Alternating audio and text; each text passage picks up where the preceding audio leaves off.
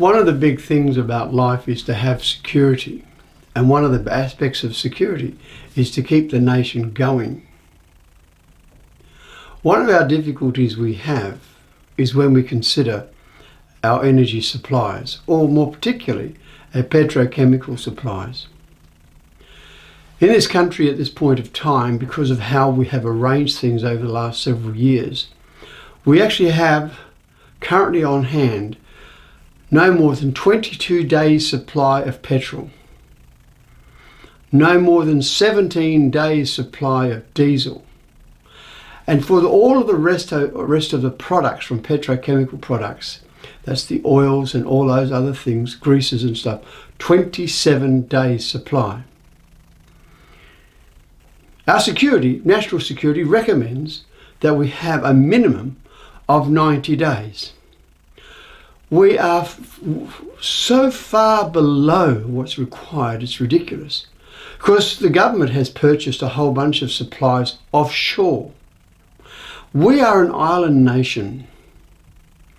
We're in an island nation which it is possible for us to become isolated by various means, which could actually crank up quite quickly by a blockade of our waters, of where we actually get our supplies from.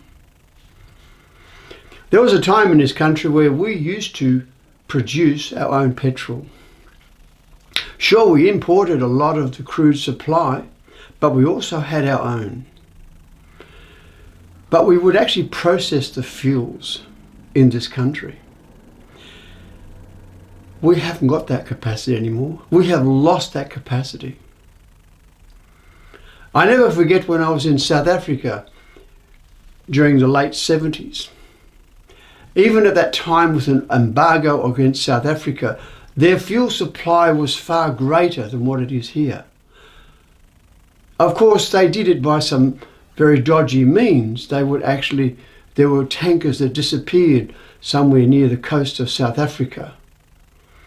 There was never a direct link to establish what happened, but there was a lot of suspicion about what happened.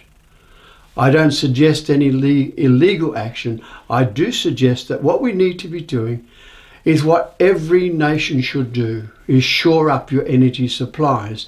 Without fuel, the transports that we have, the vehicles that we have, cannot move. That's the end of the story. We used to produce petrol. The Caltex oil refinery, now closed. Ampol used to produce petrol, now closed, now no longer action. Shell, which is not an Australian company. We do not have a genuine Australian-owned fuel supply company in this country. If the private market cannot establish an Australian-owned plant which will actually produce the fuels that we need, the oils that we need to keep our country moving, then somebody's got to take the action. It does mean, for national security purposes, it would mean the government needs to do it. Because we have sold out on so many things, we have depended upon other people producing things, because we have actually stopped the program of actually doing things, manufacturing things, producing things in this country, because we have chosen to do that.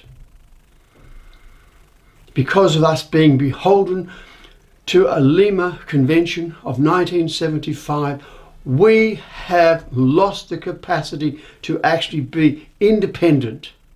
We are totally dependent when it comes to fuel supplies upon somebody else. A blockade of a supply chain of 22 days means we have no fuel, which means no cars move in this country. 17 days and no trucks function in this country. And also those diesel, other automotives that operate the trains and other things, they will not operate after 17 days. Our jet fuel supply is also contained within that. That means our aircraft will be grounded. Somebody has to do something. If no investors in this country want to establish a company to produce fuel to make sure that we not only have the 90-day supply, which seems to be what the security people suggest. I believe we should have more than 90-day supply. 90 days is only 3 months. We need to have more on hand than that. And if no one else is prepared to do it, it is something the government must take up the challenge and do itself.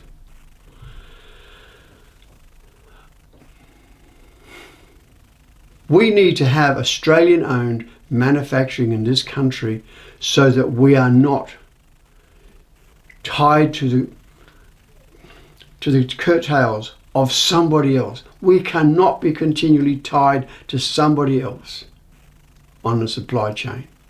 We must have our own capacity just in case something goes wrong.